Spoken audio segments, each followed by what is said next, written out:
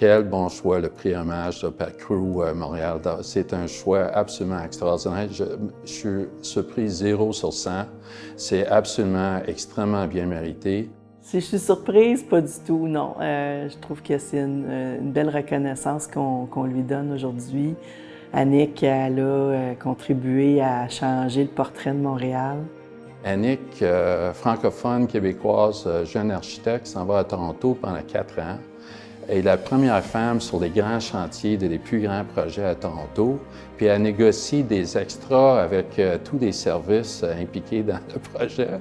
Et c'est vraiment la première fois que la plupart des gens, tous les hommes sur des chantiers, négocient avec une femme. Puis Annick prend sa place comme ça. Bien, pourquoi? Bien, parce qu'elle est très franche. Elle travaille avec énormément de dignité, mais de l'autre côté, elle prend sa place. Elle parle d'une façon très authentique, mais elle est très ferme aussi. Fait que moi, quand je pense à Annick, honnêtement, je pense fonceuse, courageuse d'avoir fait ça, 1986, 7, 8, d'avoir fait ça dans une autre ville. Puis elle a profité de toutes ces expériences-là. Fait qu'il y a un côté entrepreneurial là, qui est assez extraordinaire aussi. Pourquoi Annick est reconnue? J'allais dire parce que c'est une femme, entre autres.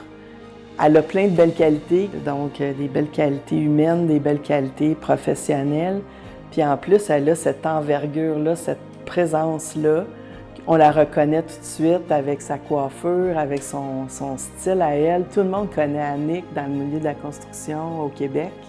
Donc on n'a même pas besoin de dire Schooner, on dit Annick, c'est Annick la chargée de projet. Tout le monde la connaît. Donc tout de suite, elle s'est démarquée.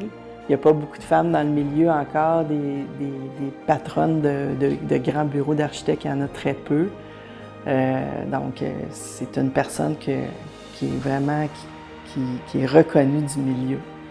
Elle donne de son temps puis de sa passion, puis ça, c'est quelque chose qui se transmet. Fait que dans le contexte de Crew, une autre raison pour laquelle, c'est quel prototype, quel exemple pour les jeunes femmes qui sont dynamiques et qui veulent foncer, que tout est possible. Voilà la preuve. Moi, je pense qu'elle aime tellement Montréal, fait qu'elle fait une contribution incroyable et j'espère qu'elle est jeune, elle va continuer, on a besoin d'elle. Mais quand on voit le climat actuel où il y a beaucoup de choses, elle a fait plus que sa part, puis je pense qu'elle va transmettre cette volonté-là à la prochaine génération, puis ça va être beau à voir. Fait que moi, je dirais, c'est de construire une firme comme ça. C'est si les gens savaient qu'est-ce que ça prend vraiment, là, les responsabilités, les risques, c'est tout un accomplissement. C'est sûr que Montréal s'est transformé là, dans les 10 dernières années. On a vu apparaître beaucoup de bâtiments de grande hauteur, des bâtiments très modernes qui s'agençaient avec des bâtiments qui sont plus patrimoniaux.